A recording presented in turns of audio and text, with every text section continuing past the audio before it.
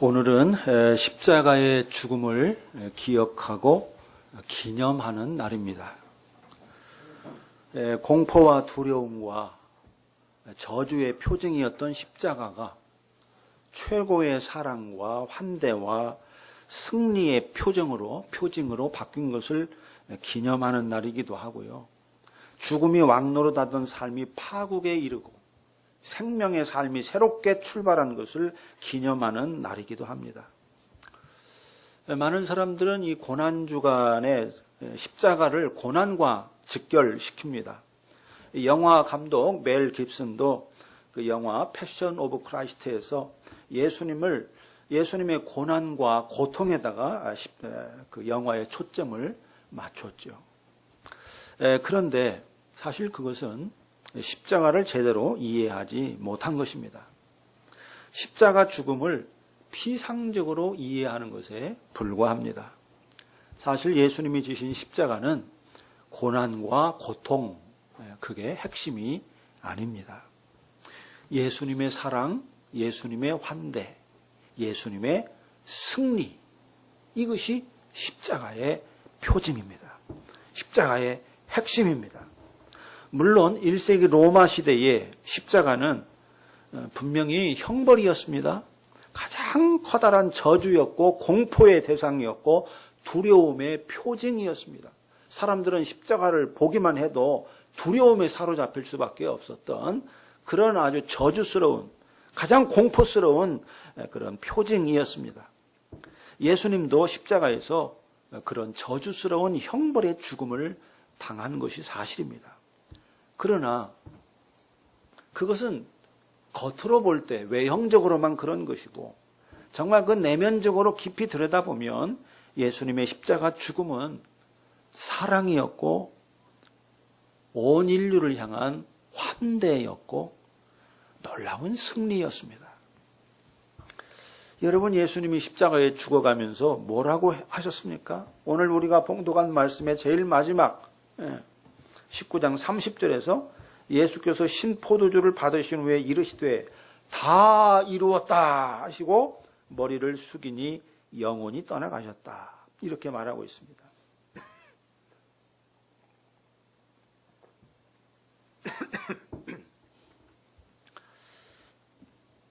예수님이 이 땅에서 마지막으로 하신 말씀, 그게 바로 다 이루었다입니다. 이 말씀은 단순한 말씀이 아닙니다. 일종의 선언과 같은데요. 이 선언은 어느 누구도 예상치 못한 선언이었고 예수님의 십자가 죽음이 어떤 죽음인지를 증언하는 그런 놀라운 증언으로서의 선언이었습니다. 이 선언에 따르면 예수님은 자기의 십자가 죽음을 어떻게 이해했느냐? 최고의 승리요, 최후의 승리로 보았다 하는 것이 분명합니다. 그렇다면 예수님은 왜 자기의 죽음을 최고의 승리요, 최후의 승리라고 봤을까요? 이걸 이해하려면 예수님이 이전에 하셨던 말씀들을 살펴볼 필요가 있습니다. 예수님은 언젠가 자기가 이 땅에 존재하는 이유를 다음과 같이 말씀한 적이 있습니다. 인자가 온 것은 섬김을 받으려 함이 아니라 섬기려 하고 도리어 섬기려 한다. 자기가 이 땅에 존재하는 이유, 이 땅에 존재하는 목적은 오직 하나라는 겁니다. 세상을 섬기는 데 있다, 이렇게 말씀했습니다. 그렇다면 좀 구체적으로 생각해 봅시다. 자, 어떻게 하는 것이 세상을 섬기는 것일까요? 실업자 하나 없는, 그야말로 실업자 제로 사회를 만드는 것일까요? 모든 사람이 만족할 만한 최상의 복지를 실현하는 것일까요? 갑의 횡포를 없애는 것일까요? 부자와 가난한 자 사이에 부의 불균형을 없애는 것일까요? 노동시간을 최소화하는 것일까요?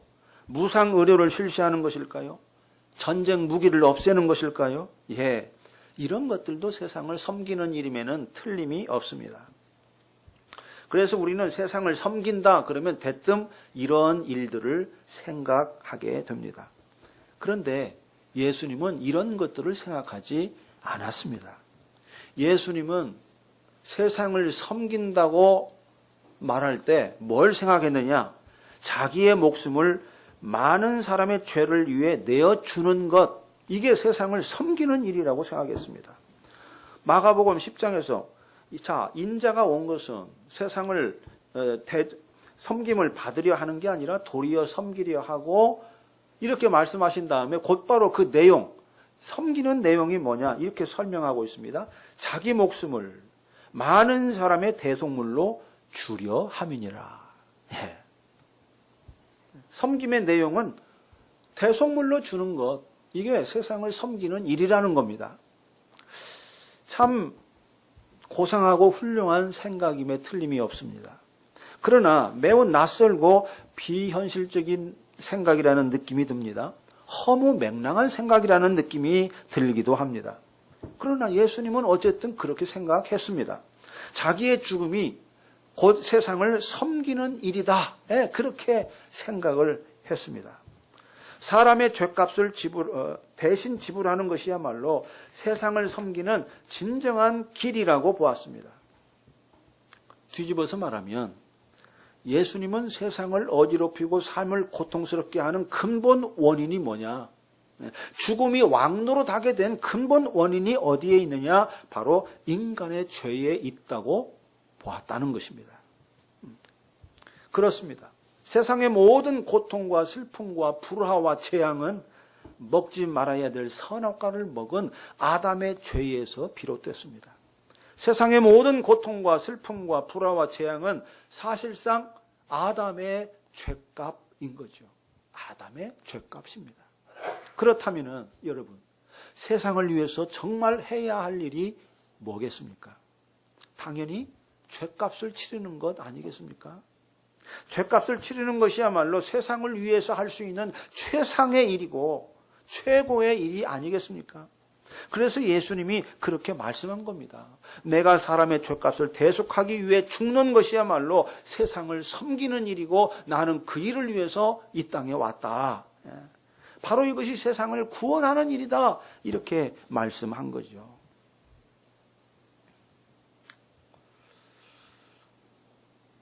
물론 예수님만 죽는 건 아닙니다. 우리 모두는 다 죽습니다.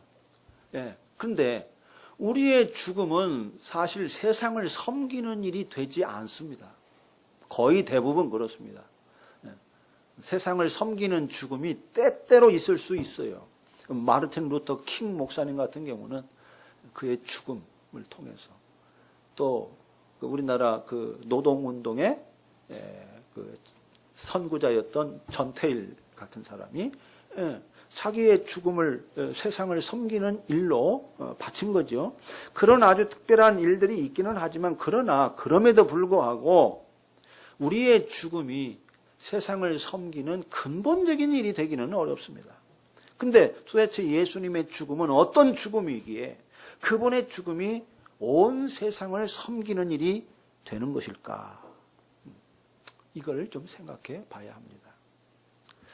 사실 예수님의 죽음은 단순한 죽음이 아니었습니다. 단지 한 개인의 죽음, 한 사람의 죽음이 아니었습니다. 예수님의 죽음은 온 세상의 운명과 직결된 그런 죽음이었습니다. 아담 한 사람의 행동, 그가 선악과를 먹은 그 행동이 온 세상의 운명과 직결되어 있었던 것처럼 예수님의 죽음도 온 세상의 운명과 직결되어 있었습니다. 잘 아는 대로 아담은 한 개인으로서 선악을 알게 하는 나무의 열매를 먹었습니다. 그러나 그가 선악을 알게 하는 나무의 열매를 먹은 행동은 아담 개인에게만 죽음을 초래하지 않았습니다. 아담의 행동으로 인해서 온 세상이 죽음에 갇히게 됐습니다. 아담 한 사람의 행동에 의해서 온 세상의 운명이 결정이 됐습니다. 예수님의 경우도 똑같습니다. 예수님의 십자가 죽음은 분명히 한 개인의 죽음입니다. 그러나 예수님은 두 번째 아담으로 이 땅에 왔습니다. 예수님은 두 번째 아담이시기 때문에 예수님의 십자가 죽음은 단지 예수님만의 죽음이 아니었습니다. 예수님의 죽음은 온 세상을 죽게 하는 그런 아주 독특한 죽음이었습니다. 온 세상의 죄값을 자기 몸에 다 짊어지고 죽음으로써 온 세상과 함께 죽은 것이었고 온 세상을 죽게 하는 죽음이었던 겁니다. 그리고 온 세상을 죽게 함으로써 온 세상을 구원하는 그런 죽음이었습니다. 예수님은 이런 자기의 죽음 속에 담겨 있는 비밀을 다 아셨습니다. 그래서 자기의 죽음이 세상을 섬기는 일이다. 나는 이거를 위해서 왔다. 이렇게 말했던 거죠. 근데 예수님은 여기서 멈추지 않습니다. 예수님의 죽음은 그것이 전부가 아닙니다. 예수님은 한 걸음 더 나아가서 자기의 죽음을 영화롭게 되는 일이다. 이렇게 말했습니다. 요한복음 17장 1절에 보면 예수님이 죽음을 앞두고 기도한 이야기가 나오는데 아버지여 때가 이르렀사오니 아들을 영화롭게 하사 자기를 영화롭게 해달라는 겁니다. 그래서 아들로 아버지를 영화롭게 하게 하옵소서. 참 생각하면 생각할수록 아리송한 기도입니다. 십자가에 죽는 것은 분명히 패배이고 저주 중에 저주인데 이런 죽음으로 어떻게 아들이 영화롭게 되고 또 아버지를 영화롭게 한다는 것인가? 이게 잘 이해가 되지 않습니다. 그런데 예수님은 자기의 죽음을 그렇게 이해했습니다. 자기의 죽음을 고난의 잔이라고도 이해했지만은 동시에 자기가 영화롭게 되는 일이라고도 생각했습니다. 자기뿐만 아니라 아버지를 영화롭게 하는 길이라 이렇게도 생각했습니다. 그래서 피하고 싶은 고난의 잔이었지만 결국 그것을 피하지 않고 그 고난의 잔을 마신 것입니다. 또 있습니다. 예수님의 십자가 죽음이 어떤 죽음인지를 정말 제대로 폭넓게 이해하려면 예수님이 이 땅에 와서 하나님 나라의 복음을 전할 때 외쳤던 말씀을 우리가 생각해 봐야 합니다. 때가 찼고 하나님 나라가 가까이 왔으니 회개하고 복음을 믿으라. 회개하고 복음을 믿으라. 근데 뭐라고 말하느냐? 때가 찼다 이 말을 합니다. 때가 찼다. 굉장히 중요한 말입니다. 여기서 때가 찼다 이 말은 그냥 뜻없이 내뱉은 말이 아닙니다. 때가 찼다는 말에는 이스라엘 백성들이 어떤 때에 대한 이야기를 계속해 왔다는 사실이 내포되어 있습니다. 이스라엘 백성들이 어떤 때에 대한 이야기를 계속해 오면서 줄기차게 그 때를 기다려왔다 하는 것이 내포되어 있는 거죠.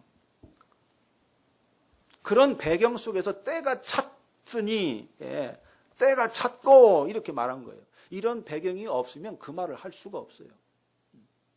이 말을 들으면 이스라엘 백성들이 무슨 말인지를 알아들을 수 있었기 때문에 때가 찼다 이 말을 한 거죠. 그러니까 예수님이 때가 찼다는 말을 한 것은 이스라엘 백성들이 기다리고 기다리던 바로 그때가 왔다는 말을 하기 위해서였습니다. 그리고 내가 전하는 이 하나님 나라의 복음은 누구도 기대하지 않았던 아주 갑작스럽고 기이한 일에 관한 것이 아니라 이스라엘 백성 전체가 오래전부터 듣고 기다려왔던 바로 그 일에 관한 이야기다. 이스라엘 백성들이 학수고대하며 기다리던 바로 그 일이 성취될 어떤 날에 대한 이야기다 하는 말을 하기 위해서 그 말을 한 거죠. 그러니까 때가 찼다는 그 말, 그 날은, 그 때는 과연 어느 때일까요? 구약이 말하는 모든 것이 사실은 그 때에 관한 것인데 그 때가 어떤 때를 말하는가 이거를 몇 군데 살펴보겠습니다. 자, 가까운 과거부터 살펴보겠습니다. 선지자들의 이야기부터 보죠. 이사야서 55장을 보겠습니다. 자, 이사야서 55장.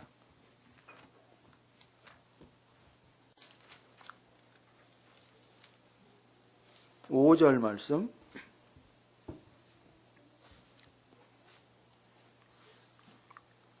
보라, 네가 알지 못하는 나라를 내가 부를 것이며 너를 알지 못하는 나라가 내게로 달려올 것은 여호와 내 하나님 곧 이스라엘이 거룩하신 이로 말미암음이니라. 이는 그가 너를 영화롭게 하였느니라.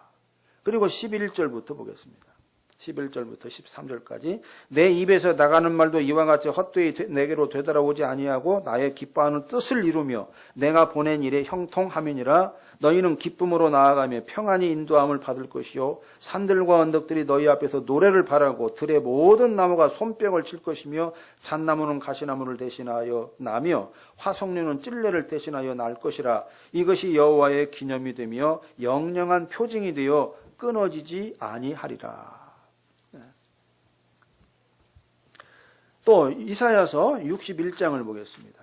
자, 61장 1절부터 보죠. 1절부터 4절까지 한 목소리로 같이 읽어보겠습니다. 시작.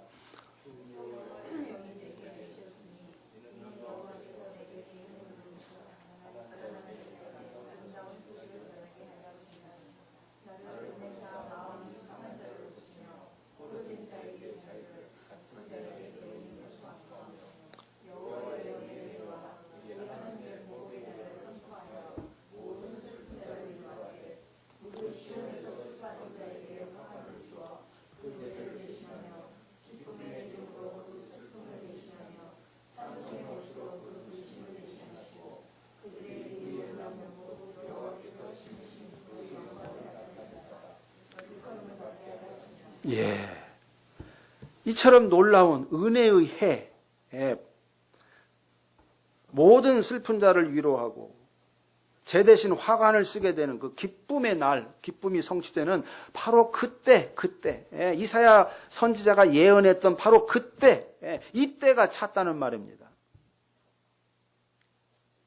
또 이사야 11장에 보면 지혜와 총명의 영이 강림해서 공의로 다스리는 날이 올 것인데 그날에는 이리가 어린 양과 함께 살고 표범이 어린 염소와 함께 눕고 송아지와 어린 사자와 살진 짐승이 함께 있어 어린아이에게 끌리고 암소와 곰이 함께 먹고 사자가 소처럼 풀을 먹고 뭐 이런 말씀들을 하는데 이렇게 물이 바다를 덮음같이 여호와를 아는 지식이 세상에 충만하게 된다고 말하고 있는데 바로 그날 바로 그때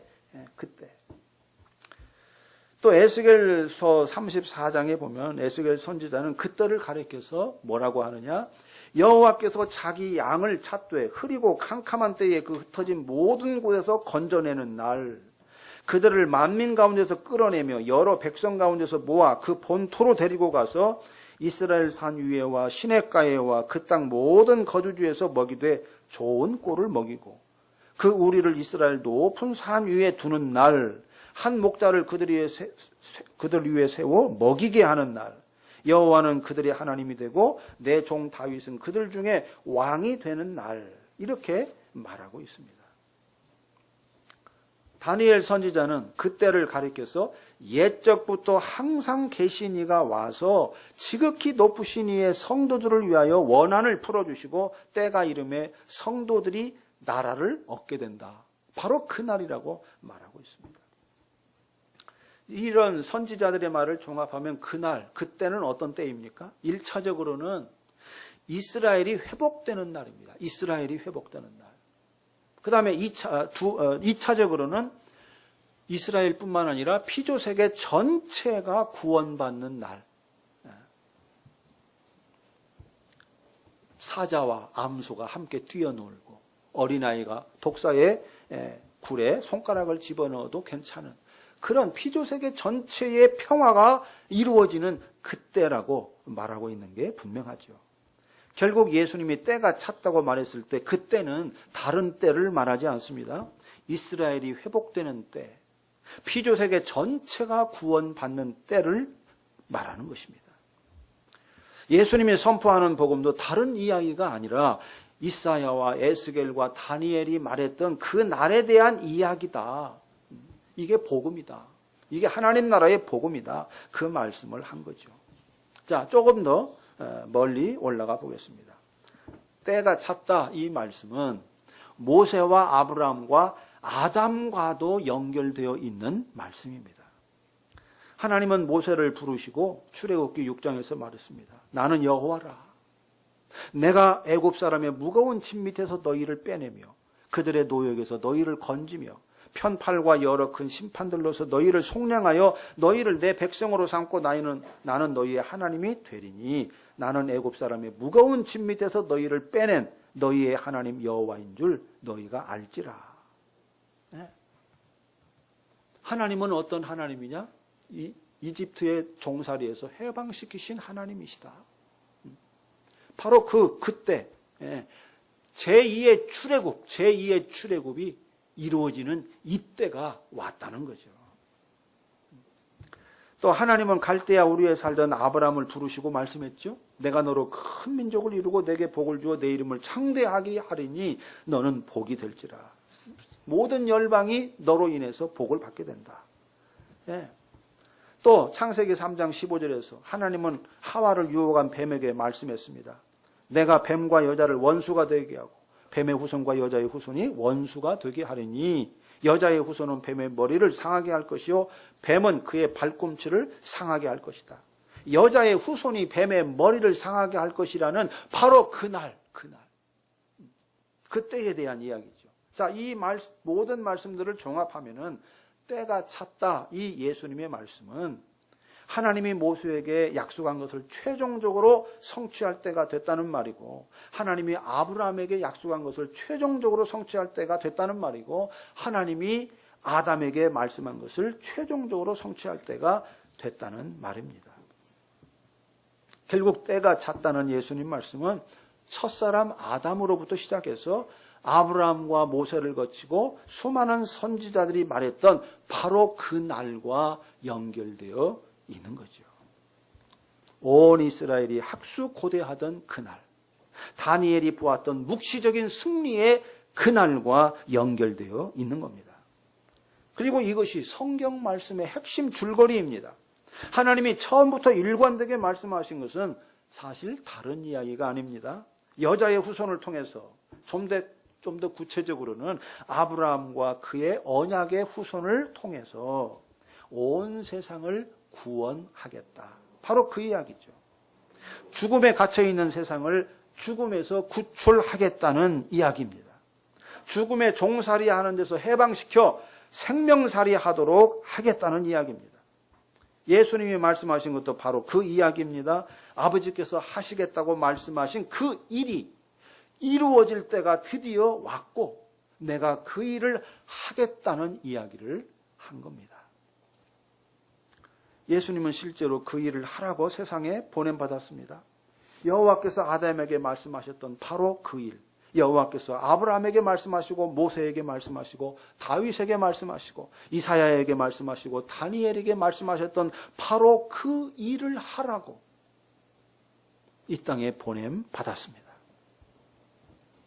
우리가 원하는 것, 우리가 꿈꾸는 것, 우리가 욕망하는 것을 이루어 주라고 보냄받은 것이 아니라 그 말입니다. 수많은 그리스도인들은 자꾸만 예수님을 어떤 분이라고 생각하느냐? 우리가 원하는 것, 우리가 꿈꾸는 것, 우리가 욕망하는 것을 이루어 주시는 분이라고 생각을 합니다. 근데 예수님은 우리가 원하는 것, 우리가 꿈꾸는 것, 우리가 욕망하는 것을 이루어주는 도우미로 보냄받지 않았습니다. 오직 아버지께서 말씀하시고 아버지께서 약속하신 그 일을 이루라고 보냄을 받은 겁니다. 그래서 공생의 3년 동안 그 일에 집중했습니다. 그리고 그 일만이 진정으로 세상을 섬기는 일이라고, 세상을 구원하는 일이라고 믿었기 때문에 십자가에 죽어가면서 다 이루었다. 이런 놀라운 선언을 한 것입니다.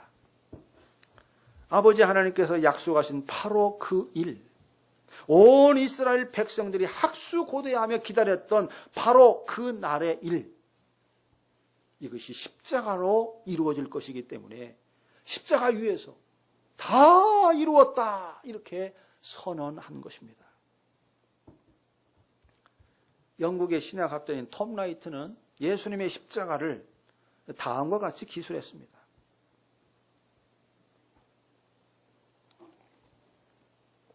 십자가의 핵심을 꿰뚫는 아주 정확한 표현을 했습니다. 십자가는 이스라엘의 이야기가 그 절정에 도달한 순간이다. 십자가는 마침내 그들의 하나님이 그의 나라를 가지고 돌아오시는 광경을 예루살렘 성의 파수꾼이 목격한 순간이다. 십자가는 하나님의 나라가 이 세상의 나라의 승리를 거둔 순간이다.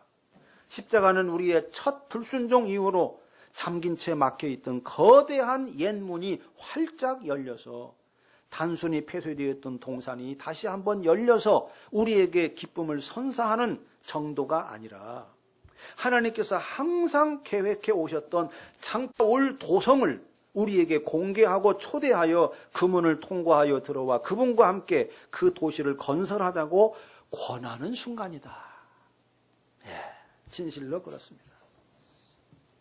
예수님이 십자가에 죽는 순간은 하나님의 섭리가 최절정에 이른 순간이었습니다. 온 세상을 향한 하나님의 뜻이 최종적으로 성취되는 순간이었습니다. 종말론적인 구원이 역사 속에서 최종적으로 성취되는 그런 놀라운 순간이었습니다. 우리는 보통 예수님의 십자가 죽음을 내 죄를 대속하기 위한 죽음이다 이렇게만 생각하는데 전혀 그렇지 않습니다. 예수님의 십자가 죽음은 내 죄값을 대속하는 것이기도 하지만 그것보다 훨씬 광대하고 심오하고 근원적이고 풍성한 사건입니다. 하나님이 창조한 세계의 어제와 오늘과 내일의 운명이 근본적으로 전환되는 그런 우주적인 대전환의 사건입니다. 예수님은 이 엄청난 일을, 온 세상의 운명을 바꾸는 그 일을 십자가의 죽음으로 이루어냈습니다. 물론 예수님은 공생의 삶을 통해서도 놀라운 일을 많이 했죠. 그러나 결정적으로 놀라운 일, 온 세상을 구원하는 일은 십자가의 죽음으로 성취했습니다. 예수님의 예수님 되심, 예수님의 아들 되심, 예수님의 왕 되심도 무엇으로 드러났습니까? 기적과 능력으로 드러난 게 아니라 십자가의 죽음으로 계시가 됐습니다. 병자를 치유하고 귀신을 쫓아내고 출렁이는 바다를 잔잔케 하는 것으로도 예수님의 왕 되심이 드러났지만 진짜 예수님의 예수님 되심, 예수님의 왕 되심은 약함과 패배와 죽음으로 계시됐습니다. 찬란한 권세와 영광과 승리로 계시되지 않고 조롱과 핍박받음과 십자가의 죽음으로 계시됐습니다. 예수님의 강함은 약함으로 드러났고 예수님의 왕되심은 제 아들의 발을 씻는 종됨으로 드러났습니다. 예수님의 승리는 온 세상을 지배하는, 폭력으로 지배하는, 그래서 다 패배시키는 그런 것으로 드러나지 않고 십자가에서 당신이 죽으심으로, 십자가의 패배를 당하심으로써 승리가 드러났습니다. 예수님의 능력은 무력함으로 드러났습니다. 역설 중에 역설입니다. 모든 것이 역설입니다. 톰 라이트는 말했습니다. 예수님이 왕 위에 등극한 것은 십자가 위에서다. 십자가 위에서 진정한 왕으로 등극했다는 것입니다. 정말입니다. 예수님의 왕위 등극은 사실 십자가 위에서 이루어졌습니다. 이거는 우리의 이성으로는 도무지 깨달을 수 없는, 이해되지 않는 일이죠. 말이 안 되는 일이죠. 어떻게 온 세상의 왕이 로마의 왕에 짓밟혀서 십자가에 처참하게 죽을 수 있단 말입니까? 로마의 왕의 권세 앞에 굴복당하고 무기력하게 패배한 그 죽음이 어떻게 예수님의 왕되심의 계시가 될 수 있단 말입니까? 이건 말이 안 되는 이야기죠. 조롱거리밖에 안 됩니다. 조롱거리밖에 안 돼요. 그러나 그것이 하나님이 행하신 놀라운 진실입니다. 하나님의 나라는 지배하고 파괴하는 힘의 승리로 세워지지 않고 약함과 패배로 세워졌습니다. 예수님은 지금도 같은 방식으로 세상을 다스리고 있습니다. 지배하고 군림하는 방식이 아니라 패배하고 조롱당하는 방식, 사랑으로 섬기는 방식으로 아주 고요하게, 아주 비밀스럽게 세상을 다스리고 있습니다. 어떤 다스림도 없이 온 세상을 다스리고 있습니다. 어떤 다스림도 없이 세상을 다스리고 계세요. 이게 하나님의 실력이에요. 어떤 다스림도 없이 다스립니다. 이게 하나님만 하실 수 있는 일이죠. 바로 이것이 하나님의 능력이고 하나님 나라의 비밀이고 하나님 나라 복음의 우매함입니다. 바울은 이 복음이, 하나님 나라의 복음이 본질적으로 이렇게 우매하다는 것을 깨달았습니다. 그래서 십자가의 도가 멸망하는 자들에게는 미련한 것이지만은 구원을 받는 우리에게는 하나님의 능력이다. 이렇게 고백할 수 있었던 거죠. 예, 하나님은 지금도 십자가에 나타난 능력, 십자가에 나타난 영광, 십자가에 나타난 사랑으로 온 세상을 다스리고 있습니다. 사실 십자가에 매달린 예수님에게서 하나님의 능력을 보지 못한 자는 결코 하나님의 능력을 볼 수 없습니다. 십자가에 매달린 예수에게서 하나님의 영광을 보지 못한 자는 결단코 하나님의 영광을 알 수가 없습니다. 십자가에 매달린 예수에게서 하나님의 사랑을 보지 못한 자는 결단코 하나님의 사랑을 알 수가 없습니다. 하나님의 능력, 하나님의 영광, 하나님의 사랑은 오직 십자가에서 드러났습니다.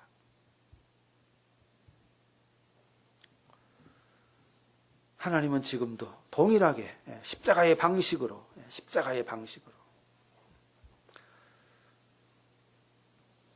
일하고 계십니다. 하나님은 당신의 아들을 십자가에 죽게 하는 방식으로 승리하셨고요. 그것으로서 온 세상을 구원하셨습니다. 오늘 우리가 하나님의 능력, 하나님의 영광, 하나님의 사랑을 드러내는 길도 사실 이 길밖에 없습니다. 내가 조롱당하고 패배하는 길밖에 없습니다. 하나님은 나를 조롱당하게 함으로써 영화롭게 하십니다. 하나님은 나를 무너뜨림으로써 세우십니다.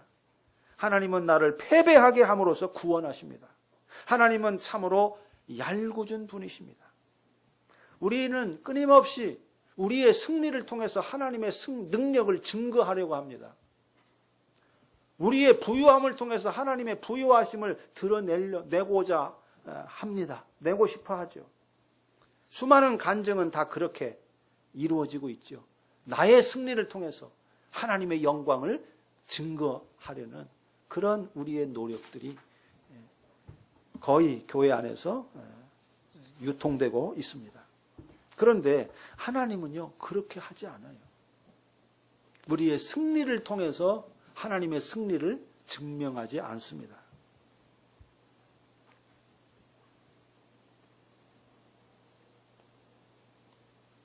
무너뜨림으로써 세우시고 죽음의 골짜기를 지나게 함으로써 생명을 살게 하십니다. 저는 이런 하나님을 신뢰합니다. 나를 무너뜨림으로써 세우시는 그 하나님, 온 세상을 심판함으로써 구원하시는 그 하나님, 저는 그 하나님을 신뢰합니다. 저는 그 하나님을 믿습니다. 저는 그 하나님에게서 무한한 영광과 하나님의 하나님 되심을 발견합니다. 십자가의 죽음으로서 다 이루신 그 하나님을 저는 신뢰하고 그 하나님을 예배합니다. 여러분이 믿는 하나님은 어떤 분이십니까? 기도하겠습니다.